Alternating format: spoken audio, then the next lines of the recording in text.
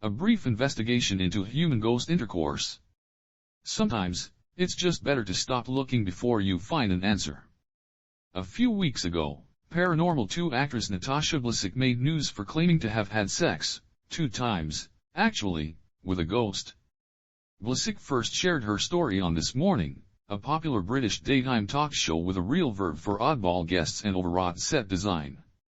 Speaking remotely with hosts Philip Schofield and Christine Bleakley, and accompanied by psychic Patti Negri, Blesick says, "I could feel the weight of a body on top of me, and I couldn't see anybody, but I could feel the energy, I could feel the warmth, and at first I was very confused with all that, but then I just decided to relax and, it was really, really pleasurable." As she speaks, a hashtag appears on the screen, #SexWithGhosts. Understandably, Schofield has a lot of questions. When it was over, I mean, did the ghost say thank you? Or did he just leave? He just left, Blesick says, but he came back in about a month, and it was about the same as the first encounter. So it was full-on ghostly sex? Schofield presses. Blesick nods, somewhat hesitantly. This is full-on, penetrative sex, by a ghost, he asks again, getting, I think, hung up on the wrong details. Blesick says yes, that's what it felt like.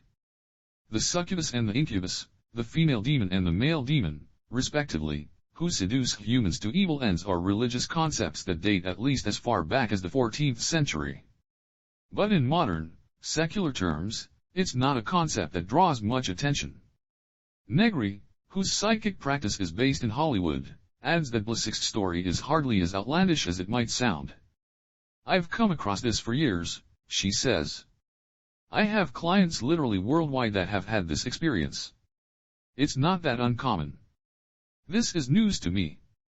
Spectrophilia is classified as both a phenomenon and a fetish, depending on how the term is being used. In cases like Blesick's, where an actual sexual encounter is experienced, it's the former. When categorized as one of many possible paraphilia, extreme sexual arousal caused by atypical objects, situations, or persons, spectrophilia means simply, well, sort of, the sexual attraction to ghosts or spirits. Confusingly, this term is also used to describe individuals who experience sexual arousal from images in mirrors. Despite Patti Negri's assertion, neither the phenomenon nor the fetish is particularly well documented. The succubus and the incubus, the female demon and the male demon, respectively, who seduce humans to evil ends are religious concepts that date at least as far back as the 14th century, and in some cultures folklore, probably much earlier. But in modern, secular terms, it's not a concept that draws much attention. When spectrophilia does surface in pop culture, it's pure camp. There's a scene in Ghostbusters in which a female spirit performs fellatio, I guess, on Dan Aykroyd's character, Ray. Then there's Keisha, who, years ago, gave a few interviews in which she claimed to have made out with a ghost. She later wrote what one might consider an ode to spectrophilia in the form of a song titled Supernatural. And the Treble Channel has run a Valentine's Day special on the topic called Ghostly Lovers, complete with a few semi-softcore reenactments. It's true that if you go looking around the internet, you can find a little bit of Tumblr interest in the subject. One extremely Tumblr-wide post, a gif of a frustrated, screaming young woman, is titled, "Legitimately cannot find anything about queer spectrophilia." The information shortage is real. That this is the most that Tumblr known hotspot for the fetishistic and freaky can offer left me feeling vaguely disheartened. But then, through a series of clicks I could never hope to replicate, not that I should or would, I found a website called summoningsuccubus.com. Run by self-proclaimed occult master Eric Volrath, who, according to his email address, is based in Israel. The site claims to offer members secrets to attracting a succubus/incubus.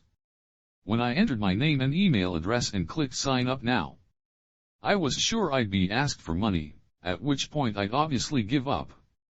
But after confirming my email address, I was immediately sent the first lesson of the promised 7. The subject line reads, "Katie, your first succubus summoning lesson. I regret using my work email address." The email provides a link to a secure page on Volrath's site. Lesson number 1 is titled Are You Succubus Material? This worries me, because I did not realize there was even the possibility of ghost rejection.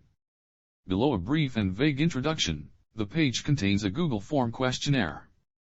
Here I am asked to give my name, again, my age, and my gender. I'm asked whether I'd prefer a succubus or incubus. Curiously, under the question for what purpose do you wish to summon a sexual spirit, there is an option for long-term friendship. This makes me very nearly too sad to continue reading. But there are a few more questions about sexual preference. What are the characteristics that are important to me in my spiritual lover, is one, and again, I do not get why funny is an option, one's experience with the spiritual world, and a sort of spectrophilia eta. Vonrath wants to know how long you think this will take, how would you begin to guess, and how much time you can devote to summoning sexual spirits. I cannot in good conscience fill out this questionnaire and allow a personalized result to be sent to me in 2 days. I already get so many weird emails.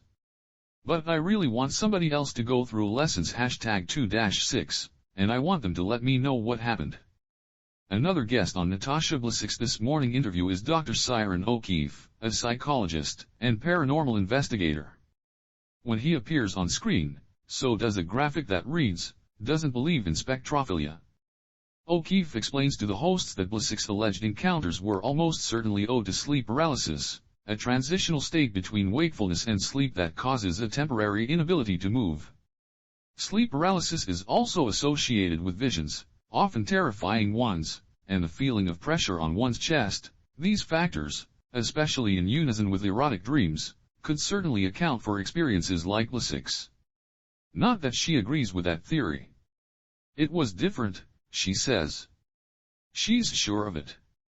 Schofield tells her he hopes the specter shows back up and she has another lovely evening, which I guess is nice of him.